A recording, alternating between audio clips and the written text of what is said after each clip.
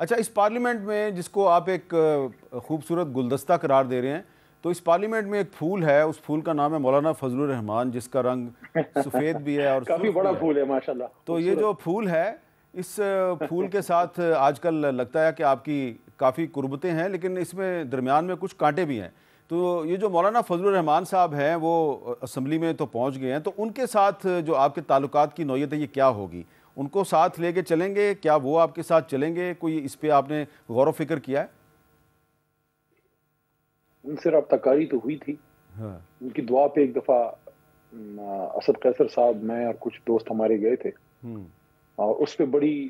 میں سمجھتا ہوں کرٹیسزم اس وقت ہوئی، حالانکہ وہ بالکل ہی نان پولیٹیکل موو تھی، صرف دعا کے لیے ان کے گھر کی خاتون کی فوتگی ہوئی تھی۔ اس کے بعد اب پچھلے دنوں اسپیکر صاحب پھر گئے ہیں، اسد قیصر صاحب نے ملاقات کی ہے۔ ہمارے ان کے بیچ میں جو قدر مشترک ہے مولانا صاحب کے، کہ ایک نقطے جس پہ ہم نزدیک ہوئے ہیں تھوڑا سا، وہ یہ ہے کہ وہ بھی کہتے ہیں کہ ان کے ساتھ ریگنگ یا دھاندلی ہوئی ہے، ہم بھی کہتے ہیں کہ ہمارا مینڈیٹ چرایا گیا ہے، اور اب دیکھتے ہیں آگے۔ میں سمجھتا ہوں، ویسے میں ایک اصولی، مجھے کوئی رائٹ نہیں ہے جمعیت کے بارے میں بات کرنے کا، ان سے احترام کا ایک رشتہ بہرحال ہے، کیونکہ میرے علاقے میں ہم 4 الیکشن ان سے جیتے ہیں اور اللہ نے جیتی ہے، لیکن جیت کے بعد ہمیشہ احترام کا رشتہ مولانا قاسم صاحب سے، آپ بھی جو ایک برخوردار ان کے جو ہاں سے جیتے ہیں مقابلے میں تھے میرے، تو ایک احترام کا رشتہ رہا۔ لیکن میں یہ سمجھتا ہوں اور یہ میری آنیسٹ اوپینین ہے، اس پہ اگر مولانا صاحب سن بھی رہے ہیں تو وہ میرے خیال میں ان کو ناراض وہ نہیں ہوں گے، کہ یہ ان کی اتنی تگڑی جماعت ہے اور اس میں بہت سے اچھے علماء ہیں، ٹھیک ہے، بہت قابل لوگ ہیں، صاحب الرائے ہیں، حکومت کی بجائے اگر یہ اپوزیشن میں بھی بیٹھے ہوں اور تگڑے اپنے سٹینڈ پہ کھڑے ہوں، میں سمجھتا ہوں ان کے 10 بندے پورے پارلیمنٹ کو ٹھیک رکھ سکتے ہیں، کیونکہ ٹھیک ان ہے، کے پاس دین کی علم کی طاقت ہے۔ لیکن میں سمجھتا ہوں کہ یہ زرداری صاحب یا میاں صاحب اس طرح کے لوگ جماعتوں کے ساتھ بیٹھ کے انہوں نے اپنا وزن کم کیا ہے۔ اب اگر وہ خان صاحب کے نزدیک آئے ہیں، ایک بات میں آپ کو بتا دوں، خان صاحب چاہے کچھ بھی ہو جائے، پہاڑ اپنی جگہ سے ہل سکتا ہے، لیکن اللہ کے حکم سے عمران خان سچی بات سے پیچھے نہیں ہٹتا، وہ کھڑا رہتا ہے، اس لیے دنیا کی بڑی بڑی طاقتوں کے سامنے وہ کھڑا رہا، حکومت بھی قربان کی ٹھیک ہے، لیکن اپنی جگہ سے نہیں ہلا، ٹھیک ہے۔ جیل میں بھی کھڑا ہے اور مضبوط کھڑا ہے۔ اچھا، اب میرا آپ سے سوال یہ ہے کہ یہ جو سنی اتحاد کونسل میں آپ لوگوں نے شمولیت اختیار کی، تو کوئی اس کا آپ کو فائدہ ہوا یا نہیں ہوا؟ کیونکہ آج الیکشن کمیشن نے جو ایک خط پیش کیا ہے، بظاہر اس کی سنی اتحاد کونسل والوں نے اس خط سے اپنا لا تلقی کا اعلان تو کر دیا ہے، لیکن آپ کا خیال تھا کہ شاید سنی اتحاد کونسل میں جا کے آپ کو ریزرو سیٹیں مل جائیں گی خواتین کی اور نان مسلم پاکستانیز کی، تو آپ کو لگتا ہے کہ یہ آپ کو بے فائدہ رہا یہ سارا آپ کا فیصلہ سنی اتحاد کونسل میں شرکت کا؟ دیکھیں، اس پہ بڑی ڈیبیٹ ہوئی، میری ایک رائے تھی کہ ہمیں اپنی جماعت کے پلیٹ فارم سے لڑنا چاہیے، کہ ہم اپنی آئیڈینٹی رکھتے ہوئے اپنی ریزرو سیٹوں کے لیے بھی فائٹ کریں، اور اگر کسی نے چھوڑ کے جانے ہے تو جائے، بڑے بڑے نام چلے گئے، ابھی اگر کسی نے سیاسی موت مرنا ہے تو جائے، چھوڑ کے جائے۔ لیکن پھر اس میں یہ بات آئی کہ نہیں، پشتونخوا میں شاید اتنا بڑا مسئلہ نہ ہو، لیکن پنجاب میں لوگوں کو اب بھی بڑے مسئلے ہیں، اس وجہ سے پھر یہ فیصلہ ہوا، اور میں نے بھی پھر اس سے اتفاق کیا کہ ٹھیک ہے، ہم ایک ایفیڈیوٹ دیتے ہیں اور SIC میں چلے جاتے ہیں، تاکہ ایک تو ریزرو سیٹس کا ایشو تھوڑا سا اس کو کور مل جائے، اور دوسرا جو کوئی اگر کسی پہ پریشر پڑتا ہے تو وہ اس کو ایک پروٹیکشن مل جائے ڈیفیکشن کلاس کی، ایک جماعت میں جانے کے بعد پھر آپ کی کوئی وفاداری چینج نہیں کر سکتا۔ حالانکہ مریم بی بی نے ہمارے ایک ممبر کی وفاداری چینج کی، ووٹ کو عزت دو کا جنازہ پارلیمنٹ کے سیشن سے پہلے ہی انہوں نے خود اپنے ہاتھ سے مبارک ہاتھوں سے پڑھوا دیا، وہ ایک علیحدہ ڈیبیٹ ہے۔ لیکن یہ میں آپ کو بتا دوں کہ سنی اتحاد کونسل کے رضا صاحب جو ہیں مضبوط ہمارے ساتھ کھڑے ہیں، اور عمران خان صاحب کے شاید ہم لوگوں سے زیادہ وہ ٹھیک ہے، ان پہ مضبوط سٹینڈ لینے والے آدمی ہیں، اور جلد ہی SIC ضم ہوگی، واپس ہمارے لوگ واپس تحریک انصاف میں جائیں گے۔ جہاں تک اس لیٹر کا تعلق ہے میر صاحب، اس کی بھی وضاحت میں بھی کر دوں، وہ لیٹر بیسیکلی ریزرو سیٹس کے بارے میں نہیں تھا، وہ جنرل سیٹس میں جنرل الیکشن میں جو خواتین کا کوٹا ہوتا ہے اس کے حوالے سے تھا، چونکہ اس وقت SIC کوئی جنرل سیٹ پہ خواتین نہیں لڑا رہے تھے، کیونکہ چھوٹی جماعت ہے، وہ اس حوالے سے تھا، ریزرو سیٹ سے اس کا کوئی تعلق نہیں ہے۔ بالکل ٹھیک ہے۔ اچھا، اب یہ بتائیں کہ یہ جو خط لکھا گیا ہے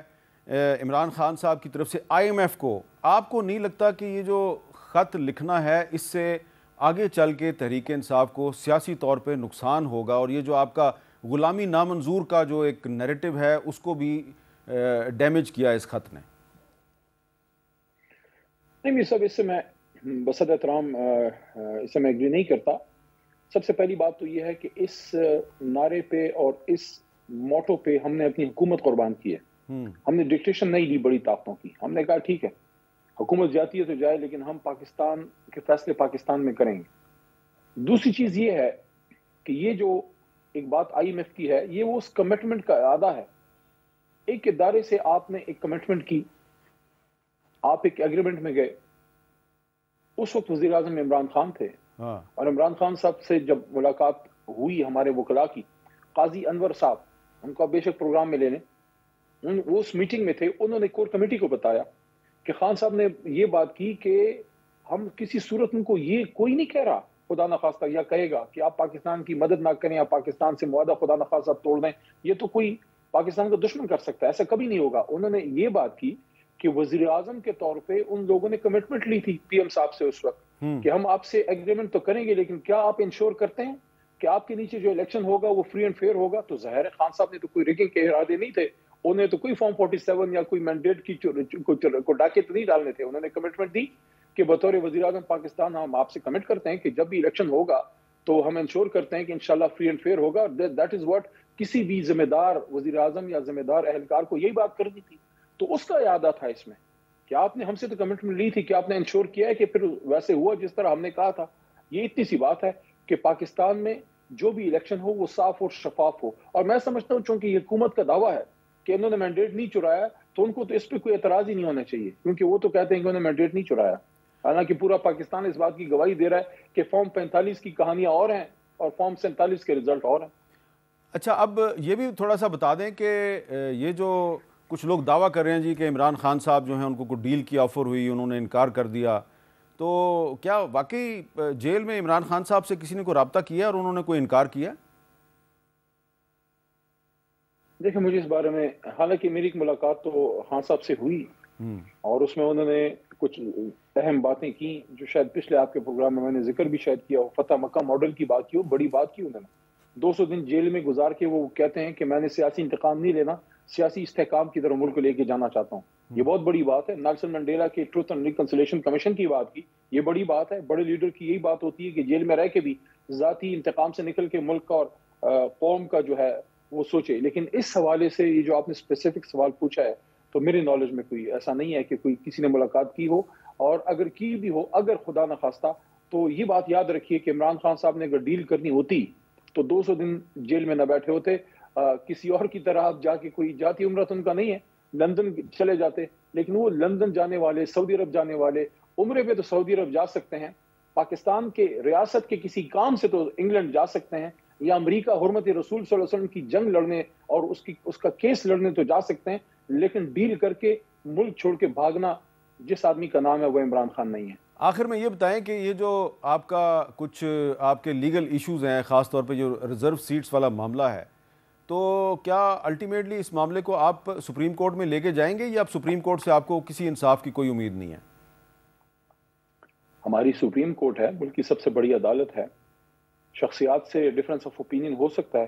لیکن ہم نے جانا اپنی سپریم کورٹ میں ہے. ہم سیاسی لوگ ہیں اور قانون کو ماننے والے لوگ ہیں, اور ہم بار بار جائیں گے ان عدالتوں میں, بار بار دروازے کھٹکھٹائیں گے, کبھی تو انصاف ملے گا. اور یہ بتائیں کہ آپ کو کیا لگ رہا ہے کہ یہ جو MQM اور پیپلز پارٹی میں کافی کشمکش چل رہی ہے, کشیدگی چل رہی ہے, ابھی حکومت بنی نہیں ہے, تو دونوں میں کافی غلط فہمیاں پیدا ہو گئی ہیں, تو ان میں سے کوئی ٹوٹ کے آپ کے ساتھ آئے گا, اور اگر آئے گا تو آپ اس کو اپوزیشن میں شامل کریں گے؟ دیکھیں, پہلے تو جو ہمارا مینڈیٹ چرایا ہے اس پہ اپنی وضاحت سب کو دینی پڑے گی. یہ مالی غنیمت کے پیچھے پڑے ہوئے ہیں,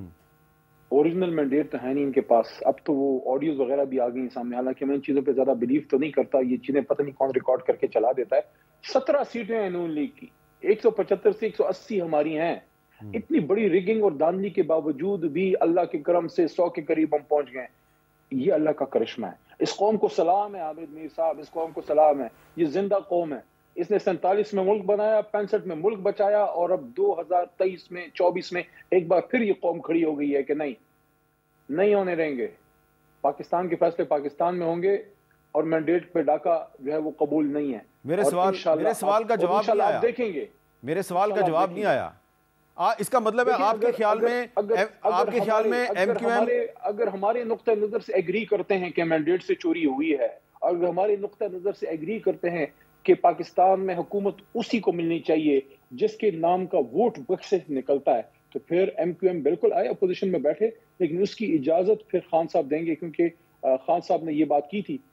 کہ نون لیگ، پیپلز پارٹی اور ایم کیو ایم، کیونکہ فارم 47 سے ان کی جیت آئی ہے، اور بہت سے لوگ، آپ تو جانتے ہیں نون لیگ میں بہت سے ایسے لوگ ہیں جنہوں نے اپنی سیٹیں واپس کی ہیں. ٹھیک ہے، میں سٹنگ ایم این ایز کی آپ کو بات بتا سکتا ہوں، جو اب ایم این ایز نہیں، ان کا نہیں، ہمیں آپ مینڈیٹ نہ دیں. حافظ نعیم صاحب کی آپ مثال آپ کے سامنے، اس آدمی نے اپنی سیٹ واپس کی ہے. تو ایسے بھی لوگ ہیں ملک میں